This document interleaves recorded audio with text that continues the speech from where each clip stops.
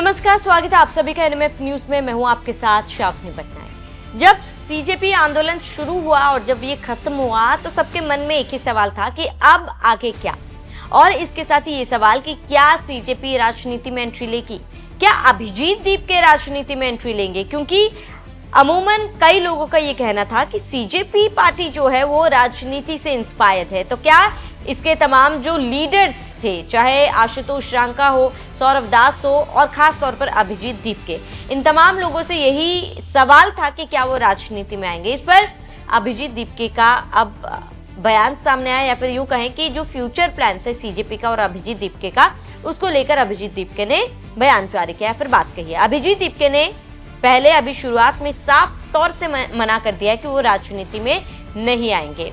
उनका ये कहना है कि वो अपना समय जो है अपने गांव को देंगे, गांव में सुधार लाएंगे। राजनीति में आना उनका कोई लक्ष्य नहीं था, और अगर राजनीति में आना ही था तो विदेश जाकर कभी भी पढ़ाई नहीं करते। ये अभिजीत दीप का कहना है। दीप का कहना है कि आंदोलन छात्रों के लिए शुरू हुआ था, आम जनता के लिए शुरू हुआ था, तो इसे राजनीतिक रंग वो बिल्कुल भी नहीं देंगे। और इसके साथ ही उन्होंने कहा कि वो अपने गांव में, क्योंकि बचपन से वो देखते आए कि गांव में कई सारी कमियां हैं, परेशानियां हैं जिससे लोग जूझते हैं, लेकिन वो उस पर काम करेंगे, गांव के लोग इस पर काम करेंगे। उनका कहना है कि अगर उन्हें राजनीति ही करनी होती तो वो पढ़ाई करके अमेरिका कभी नहीं जाते।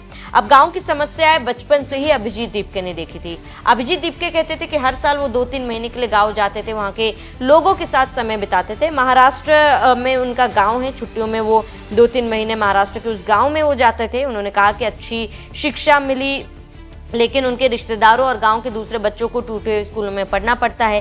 कई बच्चे खराब फर्श पर बैठकर पढ़ाई करते हैं। यही वजह है कि उनके मन में हमेशा से गांव के लिए कुछ करने की इच्छा रही। उनका सपना है कि गांव के स्कूलों की हालत सुधारे, सड़कें बेहतर बने, नालों की व्यवस्था ठीक हो और गांव में एक अच्छा अस्पताल भी बनाया जाए।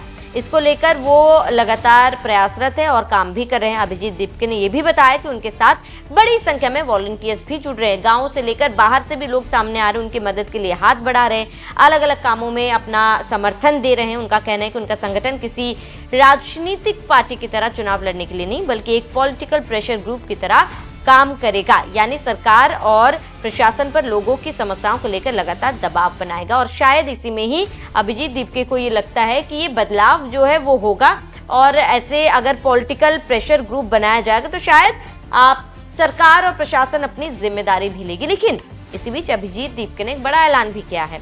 उनका कहना है कि 5 अगस्त को महाराष्ट्र में ही सीजेपी पार्टी की एक बहुत ज्यादा महत्वपूर्ण बैठक होने जा रही है। इस बैठक में आगे की रणनीति तय की जाएगी, मिशन तय किया जाएगा, विजन तय किया जाएगा कि आगे अब क्या करना है, पार्टी आगे किस तरीके से काम करेगी, किस लिए काम करेगी और किसके लिए काम करेगी, इस पर भी विचार किया जाएगा। साथ ही आंदोलन के बाद ये पूरा संगठन एक साथ 5 अगस्त को बैठने जा रहा है और इसको लेकर चर्चा की जाएगी, विस्तार से चर्चा होगी। आंदोलन खत्म होने के बाद अब इस पार्टी का क्या रुख होने वाला है। वॉलंटियर्स और कार्यकर्ताओं से ये कहा गया था कि कुछ समय अपने परिवार के साथ बिताए, समय दे और उसके बाद सब इकट्ठा हो। लेकिन अभी कहा जा रहा है कि 5 अगस्त के बाद सीजेपी कुछ बहुत बड़ा करने जा रही है। जिस तरीके के माहौल ये बनाने की कोशिश करे कि कहा जा रहा है कि 5 अगस्त की बैठक पूरी होने के बाद सीजेपी की ओर से एक प्रेस कॉन्फ्रेंस की जाएगी और कुछ बड़ी घोषणाएं की जाएगी। इन घोषणाओं में कौन से मामले पर ये बात करेंगे, क्या कुछ उनकी मांगे हैं, आगे कौन सा विभाग वो कवर करेंगे, ठीक है, उसके साथ ही पूरी रणनीति और भविष्य की योजनाओं की जानकारी ये प्रेस कॉन्फ्रेंस कर देंगे बाकायदा। ऐसे में अब सभी की नजर इस बैठक पर टिकी हुई है। इससे साफ हो जाएगा कि सीजेपी क्या यहीं थमती है या फिर आगे अपनी ये पार्टी और पार्टी का अभियान जो है जारी रखेगी और किस क्षेत्र में जारी रखेगी। बहरहाल इस पूरे मामले पर आपका क्या कहना है, सीजेपी की राजनीति में नो एंट्री को लेकर आपका क्या कहना है, हमें कमेंट कर जरूर बताएं।